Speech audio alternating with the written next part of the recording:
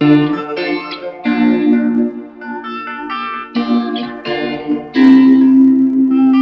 plan path. Hello, good afternoon, good morning, good evening, wherever you're listening to us anywhere, all over the world. My name is Oluwatosin Mugbado Ade, and this is Plant Path Podcast. It's a show by Plant Path Consult, your number one place for SDG for quality education. Today, we're discussing a hot topic in society at the moment. It's called bullying. We are discussing bullying, and today's topic is a holistic approach towards bullying. So, stay with me today as we talk about bullying.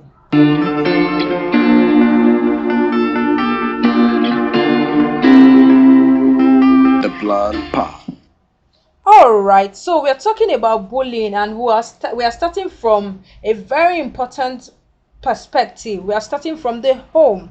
We all know that we are starting from the home, HOME. We all know that the home family is the first agent of socialization. I think we must have all heard that in in secondary school in our social studies, and it's actually very true. Home, everyone on earth was born from a home. Even Jesus, that was born by the virgin birth, came from a home. So since we are all born from homes, it's important that we start this conversation from the home front. Because we are social animals, we are born for relationships and interactions. We are born for connections. Essentially, we are born to connect with people. We love relationships, whether or not we admit it. So a child needs to feel loved from home. A child needs to feel accepted. A child needs to have a sense of belonging from home. And I think this is a very important place to start from for a child, because usually when a child doesn't feel loved, accepted, and isn't part of an essential isn't a part of the home structure, there are usually issues, a lot of issues, self-esteem issues, and it trickles down to other aspects of life and throughout an individual's life. So it's important that families home pay attention to the fact that every child, every individual in that home needs to feel loved, needs to feel accepted. And parents need to take responsibility for their role as parents. It's not going to suffice to delegate parenting, or should I say, merchandise parenting to schools or to caregivers at home. It's important that parents take on their responsibilities even in these times that we are in. It's not it is not business as usual at all, really. And you know what is actually even worrisome these days? How should I say it? What's worrisome these days is the fact that bullying occurs in even private schools, places that you will think that, oh, my child should be protected, I pay so much. I mean, like the Sylvester's case, it happened in Dowen College, one of the one of the most expensive schools in the country at the moment. And that's a thing, it's a lesson for parents. The fact that you pay too much doesn't mean that you should leave your role as parents to schools.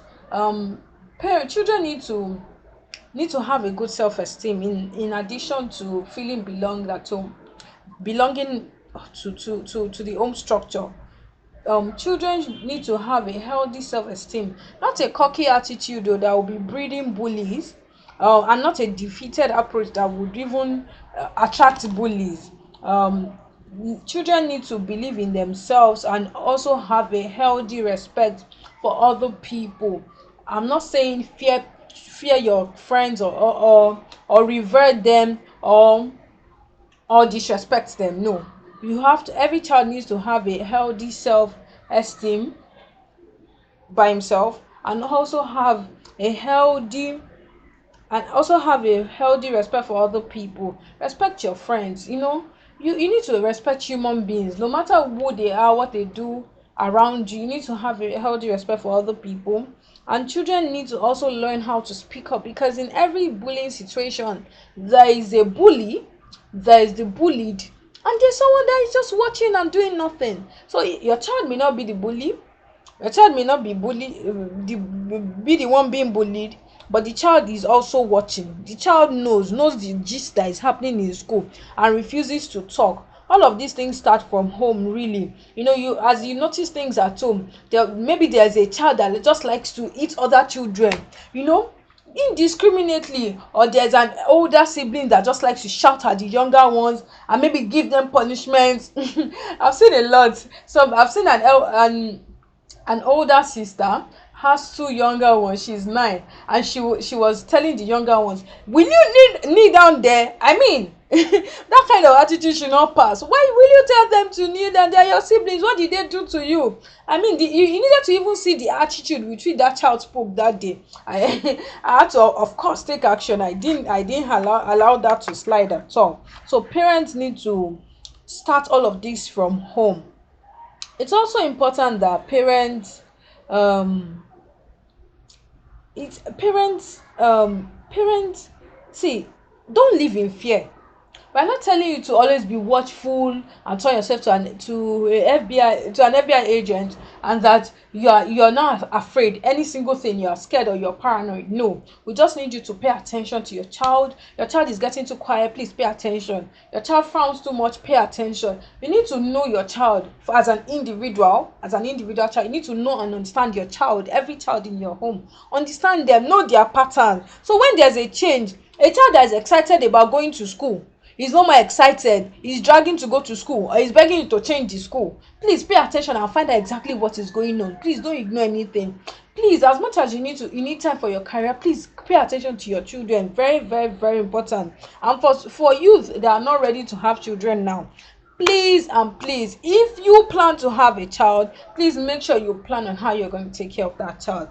Very, very, very, very important. And parents also need to know that they are role models. They are role models. Parents are role models. Like, I usually joke when I talk to parents, I will say, madam or oga, your children are just like you. And that's the truth. Your children are just like you. They do things that they see you do. They act in ways that they see you act. In all honesty, that's the truth. Your children are just like you. Usually your children have already seen the things that you're doing, and they are carrying it out. So pay attention to yourself as well as a parent, because what you're doing, your child would emulate you. You understand? Okay, so another thing, last thing I would like to say about this parent home section of bullying is that, please, when you're going to school to register a child in a school, make your research. At Plan Path, we offer this service. Make a good research about the school, research about the school, research about the patterns that have been obtainable. Hold your child's school accountable. I can't imagine being in a school. I mean, one of the things we heard about the Dowen College issue is that there's no PTA, there's no active PTA. I don't know how true that is, but that is really awkward. How can you be in a school and your child is in a school and you don't have a form of representation, or there's a PTA meeting and the owner of school doesn't listen to you? Excuse me, you're paying for your child's education. I'm not telling you to be cocky or anything, but please hold your child's school accountable. When you're going to a new, especially boarding schools, even day schools, find out what happens in the school. Do a physical inspection. And we also ask, is there an anti-bullying policy in place in this school? Even if some people will tell you they have, ask to see the documents. Ask to see the anti-bullying handbook. If you walk through an old school and you don't see all of these stickers that say no to bullying, no to cultism, no, you understand, respect for the individual child, you don't see things like that. I mean, and you're still saying that as a parent. I see there are no other schools. Don't be carried away by name and all of that. Make sure you do your due diligence and care.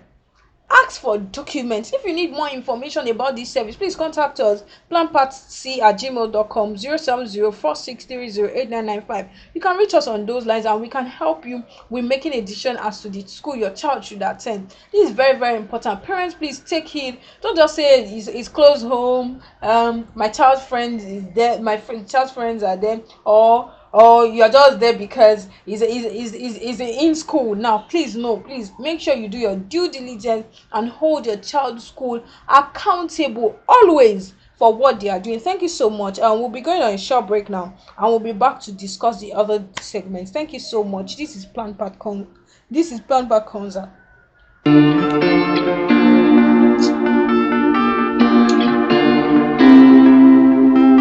Plan Path. Welcome back again. This is Oluwatosi Mugbadwade. Thanks for listening up to this point. I ask you to subscribe, to like, to share this amongst your friends and colleagues, and also comment. All right, so we are discussing the other part. We discussed home. We are discussing a holistic approach to bullying, and we've discussed the home front. Now let's go to teachers.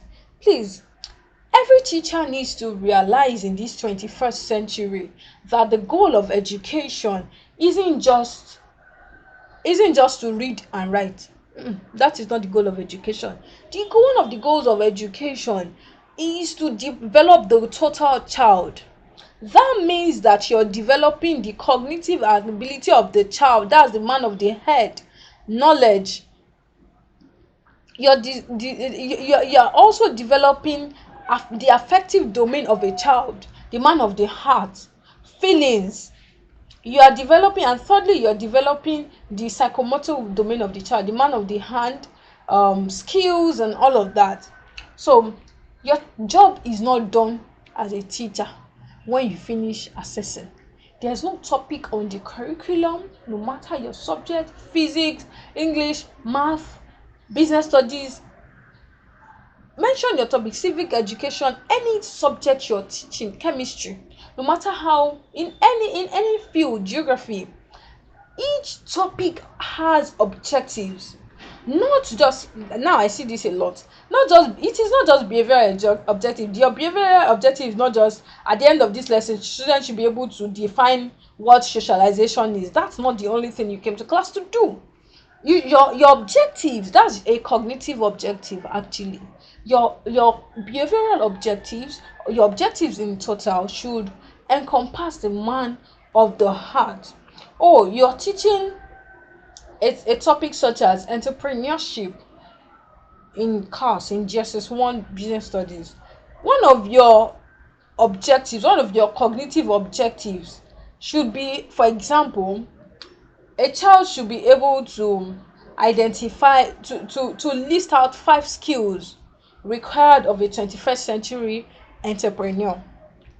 Your cognitive objective, that's your cognitive objective, right? Your affective, or let's say behavioral objective, should be something like, at the end of this lesson, a child, the learner, should be able to should be able to have, should entrepreneurship spirit should be kindled in the heart of a child. So at the end of that lesson, a child should be saying, oh, I want to actually start a business. I'm not going to wait till I finish university. I can start selling popcorn now, or I can start doing YouTube video reviews, maybe on toys and all of that. We've seen examples of children doing that. So at the end of your lesson, entrepreneurial spirit should be rekindled in the heart of a child. You understand? um your psychomotor domain objective should be something like, at the end of this lesson, students should visit a business and conduct an interview with the school owner, with a business owner, be it a school or any kind of business, what they call it, setup. So the child has walked to the place, has written report and all of that. So you can understand what I'm saying. Your job as a teacher does not stop. It never stops at just grading your work. That means that when you are with your students, you need to pay attention. A child that is intelligent, that gets 10/10 but is a bully, does not want to mix up with other people, that child, or is not social, that you need to, yes, as much as we respect the individuality of each child, yes, some children are just quiet, they are introverts, and it's fine, it's normal. But at the same time, don't look away when things are happening in your class. Let your students trust you enough, and stand your feet with your students. Second thing I would like to say, we already said earlier that in every bullying situation there is the bully, the bullied, and the standard by. Usually teachers are usually fall in this category of standard by. They know what is happening, but they refuse to talk. Why should you not talk? Do something, report. See, don't let evil happen under your watch. That no, don't watch. Don't be in a classroom and children are being bullied and you're not talking. Don't just look. Go to the school authority. Hold your school accountable. Hold those children accountable. The parents come for what they call it, from PTA meeting. The parents come for open day. It's not, don't be all nice and be waiting for and be smiling with parents so that they will give you money. Tell them the truth. Don't say your child is good and there's nothing wrong. If there's something, say it out to those children. Address those issues, because one of the things that we heard the principal of Dowen College say, and I've heard this a couple of times, I had to correct. They say, some people say, oh, they are just children, they are just playing, they will outgrow it. It's a lie. Oh, it is not true in any way. See, the bullies of today, right? They are the abusers in marriages and relationships tomorrow. They are the ones that bully people in offices and they'll be shining like they are all those wicked bosses. So see things from a very long eye.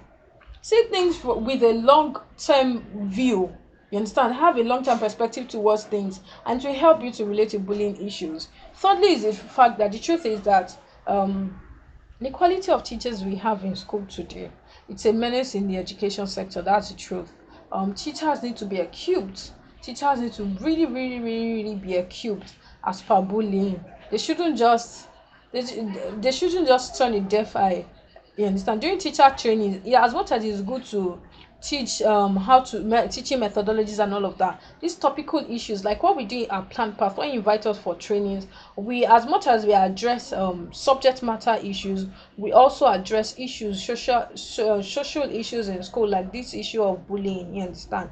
We ensure that teachers are equipped with relevant skills to be able to respond to issues that happen in their classrooms.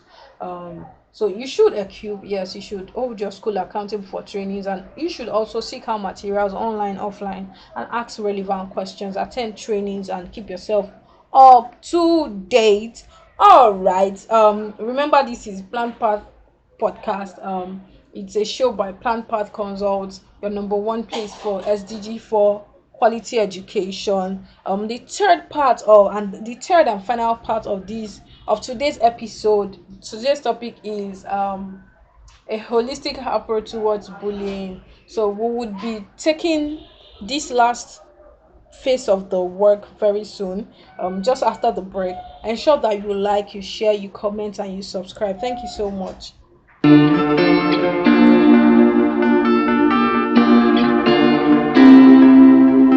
The Plan Path. All right, thank you so much for staying with us. So we are going to be talking about school authorities. Please have anti-bullying policy in place. Advocate for it. Some schools do shirts. All over the school you see stickers, we say no to bullying, and very important that we don't complicate this whole anti-bullying policy thing. Every child in your school should know and understand and be able to practice your anti-bullying policy. Maybe is number one, don't be afraid to talk. Number two, there are suggestion boxes around the school. Number three, tell whatever you report is confidential. Number four, you can tell your parents and your parents can report if you can't say it in school. Things like that. Just find out what works with your school, in your school, and be able to report. Another advocacy you need to do in schools, that we need to do in schools, is the fact that we need to let students, parents, everybody know that bullying is not a normal behavior. It is not a rite of passage. It's not one of those things that happens in school, not at all. So as schools, as governments, government, civil societies, we need to support advocacies, that anti-bullying advocacies. School owners, as I was saying about school owners need to quit favoritism. School owners, school administrators, principal, vice principal, all of those, you understand, group, school administrators, please quit favoritism. The fact that a child's parent gives you money during open day, or that they are richer, everybody is paying the same school fees. Why do you even treat one child better than the other? Like one of my friends will say, breeze wey blow you na im dey blow me, so you cannot oppress me. Like let me just translate that in English. I would say that the is this we all breathe the same air, so you shouldn't bully another person. What's the base? There's no basis for actually bullying another person, in all honesty. So people, the school should stop showing favoritism and making some children feel like they are better than the other people, and they can do things and just get away with it. That's a very, very wrong approach. School should also have counselors, not counselors that you will now turn them to administrators and be telling them to be registering WAEC and NECO.